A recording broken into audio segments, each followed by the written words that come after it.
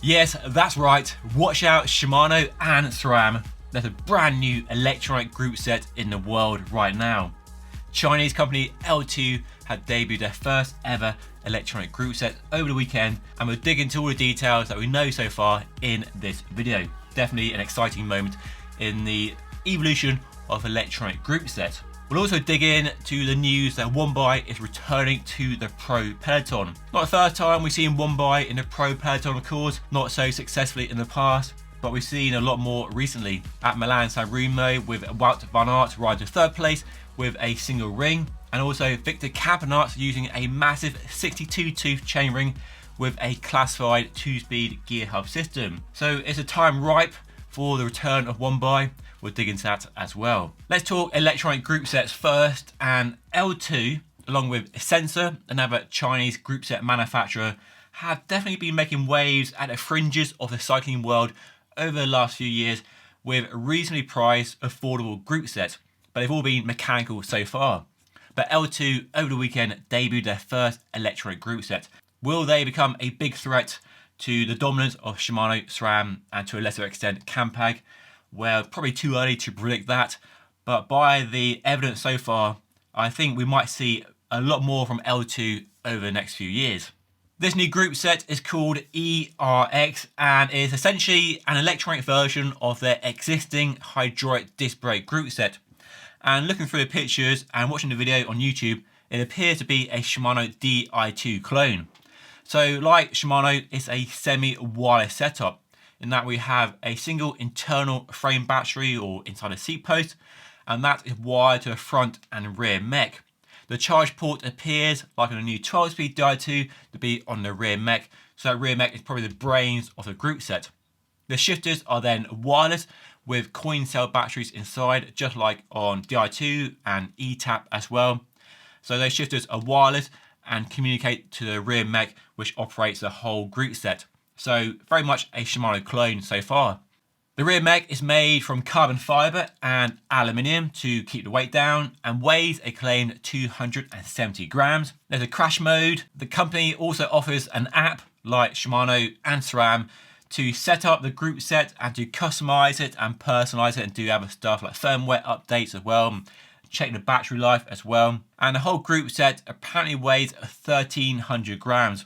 Now that's without the crankset and presumably the cassette and the chain, just the shifters, the front to rear mech, the battery and the brakes as well. So I won't do any comparison with current group sets until I get a real accurate, real world weight of the entire group set as it is ready to ride. There's also no confirmation of the price, but I've seen some rumours online of between $500 and $600. That's probably just the shifters and the front and rear mech and the battery, so the core part of the group set, but no cranks, cassette and chain as well. So the price will probably go up quite a bit, but that does sound pretty enticing so far. But I'll try and confirm more details of the group set over the next few weeks and months.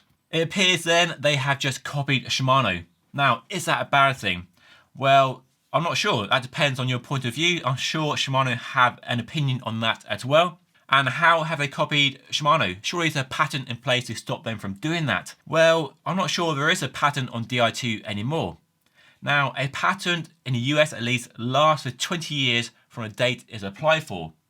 Now, Di2, as we know, was introduced in the road market back in 2009, but Di2 was actually first used by Shimano for a trekking group set back in 2001. That's over 20 years. So it appears the patent might have run out. Now, I can't confirm this. I'm not an expert in patent law, and I'm not sure what Shimano's opinion is. I will reach out to Shimano and ask them what they think of this L-Twoo group set and how close it appears to be to their Di2 technology and whether they're worried about it or not.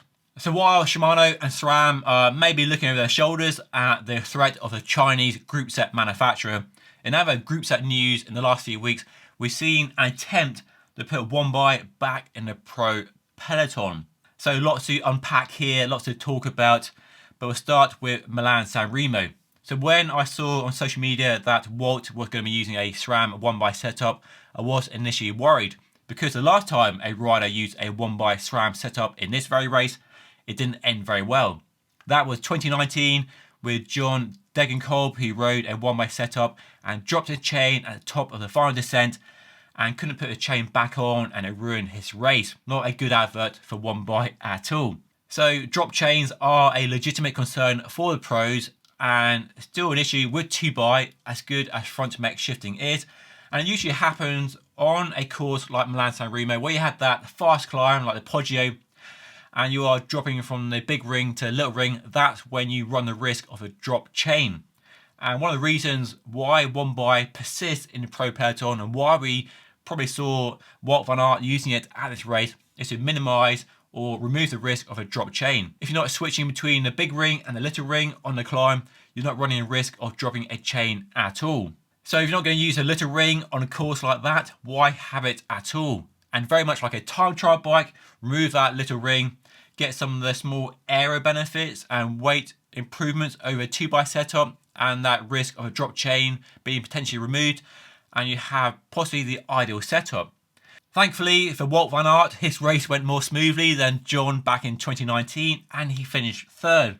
So was this pure marketing by SRAM to put the team star rider in this race on 1x, or how much was he involved in the decision to go 1x? I'd love to be a fly on the wall of that conversation with the team, SRAM and Wout. And then in other 1x news, Victor Campenaerts has also been creating headlines, not for his results, but his bike setup. So he's been using a massive 62-tooth chainring, which looks insane.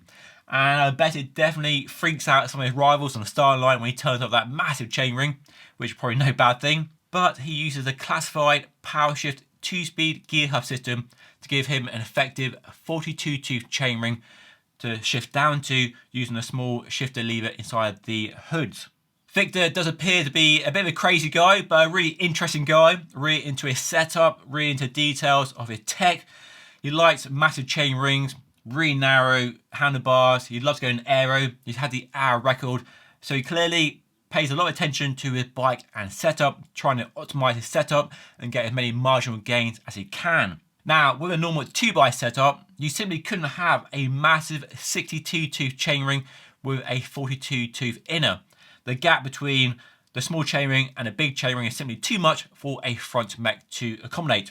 So to get around that problem, he has a classified Powershift rear hub. The classified Powershift hub has been getting loads of attention over the last year or two, signing up loads of ambassadors and ex-pros like Tom Bonen. What I like about it is that you have all the advantages of a 1x system, so it's more aerodynamic, the chain can drop off or get stuck in between the gears.